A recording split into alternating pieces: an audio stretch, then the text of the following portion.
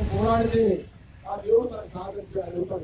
వాళ్ళ ఉద్యోగాలు దయచేసి మా ప్లాట్ లో మాకు ఇచ్చే ప్రయత్నానికి కానీ మనం మాత్రం పోరాటాన్ని విడవకుండా ముందుకు నడుస్తూనే ఉండాలి. ఎవరు ఏం చెప్పినా మన ప్లాట్ లో వరకు సహాయ మన ప్రాణాల మీద పడలేదు. ఏమి జీవితం బట్టి ఈ ఉద్యోగంలో ఉన్న సంపాదించిన నీళ్ళు పెట్టి ఇక మేము ఏం తిని ఉండాలా, మేము ఎక్కడ ఉండాలా, కూర్పాటు మీద పడుకోవాలా, లేకుంటే మేము ఎక్కడ ప్లాట్ఫామ్ మీద పడుకోవాలా, ఇక్కడ మీరందరూ మంచి మంచి బిల్డింగ్లలో కార్లలో మీరు తిరుక్కుంటూ ఉంటే పేద ప్రజల గురించి మీకు ఏ ఆలోచన చేస్తున్నారు అంటే మీ సౌకర్యం మీరు చూసుకుంటున్నారు. కానీ పేద ప్రజల గురించి మీరు అదే పాపం వీళ్ళు ఏం చేస్తున్నారు, వాళ్ళు కూడా మానవులే కదా, మనక మనం ఎట్లా బ్రతికినా వాళ్ళు కూడా అట్లా చేయాలి కదా అని ఆలోచన లేకుండా ఇది దౌర్జన్యంగా పుచ్చుకోవడం, ఒక నోటీస్ లేదు, ఒక ఇన్ఫర్మేషన్ లేదు, ఈ భూములు మీ కావు అని చెప్పి కబ్జ పెట్టుకోవడం ఇది అన్యాయమైన విషయం.